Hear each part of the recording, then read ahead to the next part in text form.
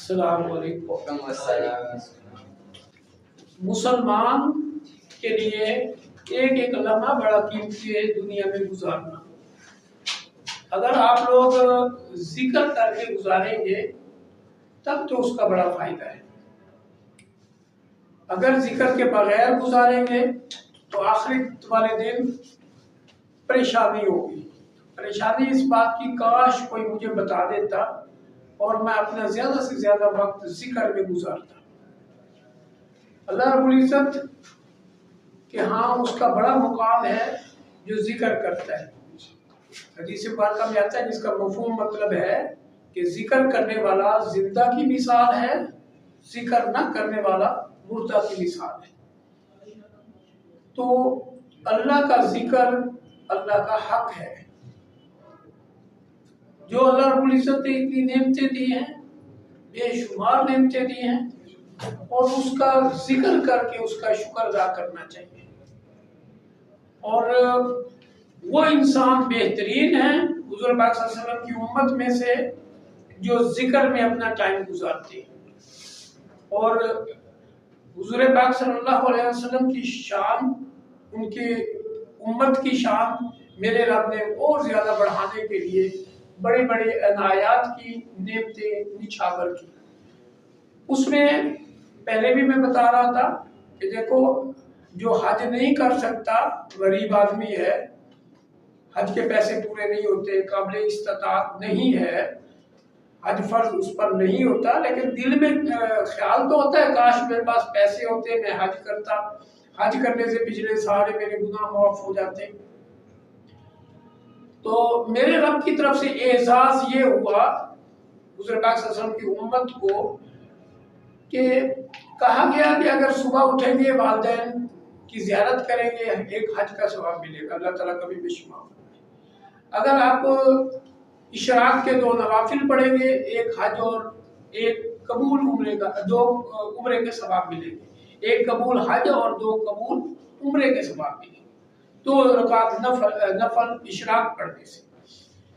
پھر ایک درود شریف ہے اللہم صلی علی محمد النبی الامی وعلی آلہ وسلم تسلیما، اس کو 80 دفعہ پڑھیں گے جمعۃ المبارک کی نماز عصر کے بعد، وہیں بیٹھ کے 80 سال کی عبادت کا ثواب، اور اللہ تعالیٰ کبھی بے شمار فرمائے 80 سال کے گناہ معاف ہوتے ہیں۔ اب دیکھو کتنے بڑے بڑے اعزازات ہیں، نعمتیں ہیں۔ جیسے شب قدر آئے گی رمضان المبارک میں، یہ 21ویں کی رات، 23ویں کی رات، 25ویں کی رات، 27ویں کی رات یا 29ویں کی رات میں سے کوئی ایک، یا میرے رب کے خزانوں میں اس کا علم موجود ہے کہ کب آئے گی، آتی رمضان المبارک میں ہے۔ اس رات ایک رات کا ثواب 1000 مہینے کی عبادت سے بہتر ہے۔ اگر 1000 مہینے کی کیلکولیشن کریں تو 84 سال اور کچھ مہینے بنتی ہیں، اس سے بھی بہتر ہے، اس کے برابر نہیں ہے۔ اب یہ سارے اعزازات، ساری نعمتیں کیوں دی گئی؟ جب صحابہ کرام رضوان اللہ اجمعین نے اپنی مایوسی کا اظہار کیا حضور پاک صلی اللہ علیہ وسلم کے سامنے کہ اے اللہ کے نبی، پہلی امتوں کی عمریں زیادہ ہوا کرتی تھی، جیسے حضرت نوح علیہ السلام نے 950 سال تبلیغ کی تھی، اللہ کے احکامات پہنچائے تھے، تو عمر کتنی ہوگی؟ اسی طرح پہلے عمریں بہت زیادہ ہوا کرتی تھی، اور جس کی عمر زیادہ ہوگی ظاہر ہے اس کی نیکیاں طول میں سب سے زیادہ نکل آئیں گی۔ جب جس کی عمر 60 سال ہے، ایوریج 60 سال ہے، تو اس کی کیا مطلب وہ نیکیاں کرے گا اور کتنا طول ہوگا نیکیوں کا۔ تو ایک عورت کے بارے آتا ہے کہ حضرت موسیٰ علیہ السلام سے پوچھا کہ وہ رو رہی تھی کہیں کہ میرا بچہ انتقال کر گیا۔ جب حضرت موسیٰ علیہ السلام نے پوچھا کہ عمر کتنی تھی تو کہنے لگی 300 سال۔ حضرت موسیٰ علیہ السلام بڑے حیران ہو کے فرمانے لگے کہ ایک امت ایسی بھی آئے گی جس کی 60 سال عمر ایوریج ہوگی، بہت کم عمریں ہوگی اس کی، اللہ تعالیٰ کبھی بے شمار فرمائے۔ تو حضرت وہ عورت بولنے لگی حضرت موسیٰ علیہ السلام کو کہ اگر مجھے پتا چلے کہ میری 60 سال عمر ہے، 60 سال، تو میں اسی درخت کے نیچے کھڑے کھڑے گزار دیے، یہ بھی کوئی عمر ہے؟ اور ہم 60 سال میں دیکھو کیا کچھ کر رہے ہیں، اپنی پوری زندگی کا رخ اللہ رب العزت کی طرف نہیں کر رہے، بے ربی کا شکار ہے، غرور، تکبر، گاڑیوں میں آگے نکلنا، دولت، روپے، پیسے میں آگے نکلنے کی دوڑیں لگی ہوئی ہیں، اپنی آخرت کے بارے نہیں سوچتے۔ میں اکثر کہتا ہوں اسٹوڈنٹس کو اس عمر میں اپنا رخ بدلنا چاہیے، اللہ کی وحدانیت کے پرچار کریں اور اسی کی طرف رخ پھیریں تاکہ سیدھا جنت میں جائیں۔ اس کے لیے میں نے بتایا تھا کہ جیسے اللہ رب العزت سے ہم کلام ہوتے ہوئے حضرت موسیٰ علیہ السلام نے عرض کیا، یا اللہ مجھے کوئی ایسا وظیفہ بتا کہ جو بڑی اہمیت رکھتا ہو آپ کے ہاں۔ اللہ رب العزت نے فرمایا کہ لا الہ الا اللہ پڑھا۔ حضرت موسیٰ علیہ السلام عرض کرنے لگے کہ لا الہ الا اللہ تو پہلے انسان جب دنیا میں آیا تو اس وقت سے یہ کلمہ چل رہا ہے، لا الہ الا اللہ آدم صفی اللہ، لا الہ الا اللہ ابراہیم خلیل اللہ، لا الہ الا اللہ اسماعیل ذبیح اللہ، لا الہ الا اللہ موسیٰ کلیم اللہ۔ تو یہ تو ہر نبی کے ساتھ یعنی اس کے کلمے کے ساتھ یہ فکرات آتے رہے، لا الہ الا اللہ، لا الہ الا اللہ، لا الہ الا اللہ۔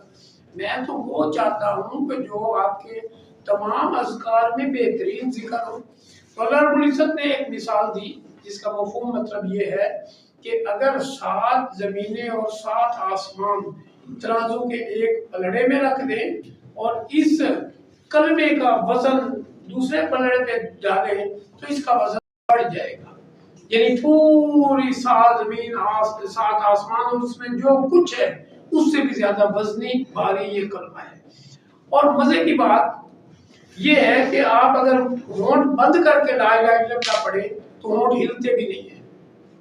پہلے بھی 1-2 دفعہ میں نے بتایا ہے، آپ سفر کر رہے ہیں، دوستوں کی محفل میں بیٹھے ہیں، آپ کہیں مہمان بن کے گئے ہیں، کسی آفس میں کسی کا انتظار کر رہے ہیں، گاڑی میں سفر کر رہے ہیں، کہیں ویسے پیدل چل رہے ہیں، تو آپ لا الہ الا اللہ، لا الہ الا اللہ، لا الہ الا اللہ بلز کرتے چلے جائیں، کون منع کرے گا؟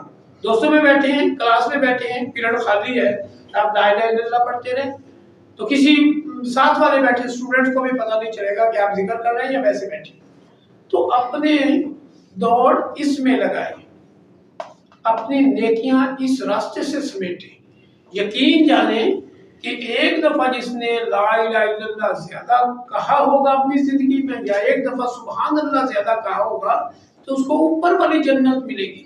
جنت کے لاکھوں درجات ہیں، اور ایک درجہ جو جنت کا ہے جس نے ایک دفعہ سبحان اللہ زیادہ کہا ہے میزان کے مطابق، تو اس کو اوپر والی جنت ملے گی۔ جیسے یہاں پہ ہم کھڑے ہو کے آسمان دیکھ رہے ہوتے ہیں، اوپر والی جنت اتنی اونچائی پہ ہے، اس سے بھی زیادہ، اور ہزاروں درجے ہیں، لاکھوں درجے ہیں جنت کے، اور ہر درجہ اس کو اس کے اعمال کی مناسبت سے ملے گا۔ جتنا عمل زیادہ ہوگا، جتنا ذکر زیادہ ہوگا، جتنا اللہ کے احکامات پورے کرے گا، اسی قدر اس کا درجہ بلند درجہ ملے گا۔ تو کیوں نہ ہم زیادہ ذکر کریں اور ان بلند درجے والے جنت میں داخل ہوں۔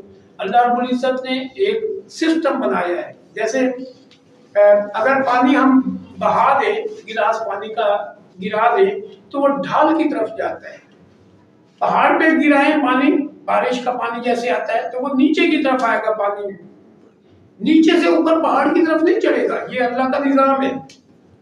اگر کوئی چیز ہم آگ سے گراتے ہیں تو وہ زمین کی طرف جاتی ہے، اوپر چھت کی طرف نہیں جاتی۔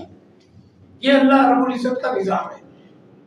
بالکل اسی طرح سے جس کو نیچے والی جنت ملے گی وہ کبھی بھی اوپر والی جنت میں نہیں جا سکے گا۔ یہ میرے رب کا ایک نظام ہے۔ اوپر والی جنت چاہے اس کے بیٹے کی ہے، اس کے بھائی کی ہے، اس کے والد کی ہے، اس کے والدہ کی ہے، چھوٹی سسٹر کی ہے، میرے رب نے نظام بتا دیا، وہ اوپر نہیں جا سکے گا۔ اوپر والے جو جنتی ہیں وہ نیچے ملنے کے لیے آ سکیں گے، ان کو اجازت ہوگی کہ وہ نیچے جس جنت میں بھی جانا چاہے وہ آ سکیں گے، نیچے والا اوپر نہیں جا سکے گا۔ کیوں نہ ہم زیادہ ذکر اذکار کریں، اللہ کے احکامات پورے کریں۔ یہ بیہودہ باتیں، یہ لطیفے، کسی کا دل دکھانا، کسی کے اوپر مذاق کر کوئی نام رکھنا، غیبت کرنا، چغلی کرنا، کینہ، حسد، بغض، یہ ساری چیزیں ہم کرتے رہیں گے تو کیسے اوپر والی جنت ہمیں ملے گی؟ جنت تو ہمیں ملے گی کہ اچھی بات کریں، اچھے اخلاق پیدا کریں، زبان سے ہمیشہ دوسروں کی دل آزاری نہ کریں، کسی کا دل نہ دکھائیں، اور ہمیشہ ذکر میں رہیں، ہر وقت جو بھی لمحہ ایک ملتا ہے وہ بھی ذکر میں گزار دیں، تاکہ اللہ کے ہاں ہمارا مقام ہو اور ہمیں اوپر والی جنت ملے، ہم بڑے باعزت طور پہ جنت والے مراحل کو کراس کریں۔ اب دیکھو نا، جو جس کی جنت مل گئی وہ اللہ کی برکت سے ہوگی اور ہمیشہ ہمیشہ اسی میں رہے گا۔ اوپر والی جنت ہوگی تو کیا نظارے، کیا مزے، اس کی نعمتیں بھی بہت زیادہ۔ جنت کے جو درجات ہیں نا، سب سے اوپر والا جو درجہ ہوگا اس میں اللہ رب العزت ہر وقت اپنی زیارت کروائیں گے، اپنا دیدار کروائیں گے۔ اس سے نیچے والی جنت میں پھر اتنا ٹائم نہیں ہوگا، کم ٹائم میں کروائیں گے۔ پھر اسی طرح درجے بدرجہ نیچے چلتے چلے آئیں تو کسی جگہ مہینے بعد زیارت ہو رہی ہے، مطلب دیدار ہو رہا ہے، کبھی ہفتے بعد ہو رہا ہے، مہینے بعد ہو رہا ہے، 6 مہینے بعد ہو رہا ہے، سال بعد ہو رہا ہے۔ اس طرح کرتے کرتے سب سے آخری ادنا جنت میں اللہ رب العزت ایک دفعہ دیدار فرمائے گا، اور اللہ رب العزت کا دیدار ایسا دیدار ہوگا کہ جس کے بعد اس کو تمام جنت کے جو مزے ہیں اس میں سب سے بڑا مزہ یا سب سے زیادہ لطف اللہ کے دیدار میں ہوگا، اور سب سے ادنا درجے والی جنت میں اللہ رب العزت ایک بار دیدار کروائیں گے۔ اللہ تعالیٰ کبھی بھی شما فرمائے۔ اب بات یہ ہے کہ ادنا درجہ کی جنت کیا ہے؟ ادنا درجہ کی جنت اس دنیا سے 10 گنا زیادہ، امریکہ، سوئٹزرلینڈ، روس، چین، ایران، پاکستان، افغانستان، یہ سعودی عرب، مصر، پورے ملکوں کو ملا لیں ایک دنیا ہے، اس سے بھی 10 گنا زیادہ، اتنی بڑی جنت، وہ سب سے ادنا جنت ہے، اور وہ ایک چٹیل میدان ہوگا۔ جتنا ذکر کریں گے، جیسے حدیث مبارکہ میں آتا ہے جس کا مفہوم ہے کہ ایک دفعہ سبحان اللہ کہنے سے جنت میں ایک درخت لگ جاتا ہے، اتنا بڑا درخت کہ عربی نسل گھوڑا یا کوئی بھی گھوڑا 500 سال دوڑتا رہے تو اس کا سایہ ختم نہ ہو، ایک دفعہ سبحان اللہ کہنے سے۔ کیا آپ لوگ یہ بہت بڑی آفر قبول نہیں کرتے اور ساتھ ساتھ ایک ایک لمحے کو قیمتی بناتے چلے جائیں؟ ایک ایک لمحہ کو قیمتی بنائیں اور محلات اپنے نام کے وہاں پہ مطلب چٹیل میدان نہ چھوڑیں، آپ محلات بنوائیں، باغات لگائیں، نہریں کھدوائیں، سارے کام کروائیں۔ ایک اللہ والے کو خواب آیا، بڑا خوبصورت خواب تھا، تو وہ جنت کی سیر کر رہے ہیں، کیا دیکھ رہا ہے کہ زمرد، یاقوت، سونے، چاندی کی اینٹوں سے محل تیار ہو رہے ہیں، خوب فرشتے لگے ہوئے ہیں، مشک، عنبر، اس طرح کی خوشبویات سے گارا بنایا ہوا ہے، اور یاقوت، بہترین پتھر اور سونے چاندی کی اینٹوں سے وہ محل تیار ہو رہے ہیں۔ بزرگ جب جا رہے تھے خوب لوگ محنت کر رہے تھے، فرشتے خوب لگے ہوئے تھے، بھاگ دوڑ کے ہو رہا تھا، مٹیریل مل رہا تھا، سب کچھ دوڑیں لگی ہوئی تھی، جیسے بڑی اجرت میں تیار ہو رہا ہے محل۔ جب واپس آئے سارے بیٹھے، بڑے حیران ہو کر پوچھا کہ جب میں گیا تھا تو بڑی تیزی سے کام ہو رہا تھا، اب جب میں واپس آیا ہوں تو آپ لوگ سارے بیٹھے اور مٹیریل بھی ختم ہے۔ انہوں نے کہا کہ جس کا محل تیار ہو رہا ہے وہ پہلے ذکر کر رہا تھا، جب ذکر کر رہا تھا اس ذکر کی بدولت ہمیں حکم بھی ملا ہوا تھا تیزی سے محل تیار کریں، مٹیریل بھی خوب مل رہا تھا، جس قدر وہ ذکر کر رہا تھا مٹیریل بھی مل رہا تھا، حکم بھی ملا ہوا تھا، ہم دوڑ لگا کے محل تیار کر رہے تھے۔ اب اس نے ذکر کرنا چھوڑ دیا ہے، بیٹھ گئے، جب ادھر سے ذکر کرنا چھوڑ دیا اس نے تو ہمارے لیے وہ حکم رک گیا ہے، اب ہم اس کا نہ ہمیں مٹیریل مل رہا ہے نہ ہمیں اجازت ہے محل تیار کرنے کی، تو اس لیے اب ہے لمحہ فکریہ، ایک ایک لمحے کو قیمتی بنائیں، ایک ایک لمحے کو کامیاب اپنے لیے بنائیں، اور جتنی نعمتیں اللہ سے چاہیے وہ ذکر کے ذریعے مانگے، نماز سے مانگے، اور ایک بات ذہن میں رکھیں، ذکر کرتے ہوئے کبھی بھی ریاکاری پیدا نہ ہونے دے، غرور تکبر پیدا نہ ہونے دے، دل میں کوئی ایسی بات نہ ہے، صرف اور صرف اللہ کی رضا کے لیے۔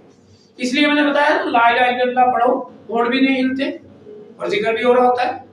اور بہت سے اذکار ہیں، آپ چیک کرو، بعض ایسے ذکر ہیں آپ پڑھ رہے ہو تو ہونٹ بھی نہیں ہل رہے، آپ خود تلاش کرو کون کون سے اذکار ہیں، درود شریف ہے اور بے شمار اذکار ہیں، آپ خود کرو، درود شریف زیادہ سے زیادہ پڑھو، استغفار زیادہ سے زیادہ پڑھو، استغفر اللہ استغفر اللہ استغفر اللہ، یہ سب سے کم درجے کا ہے، یہ بار بار پڑھو۔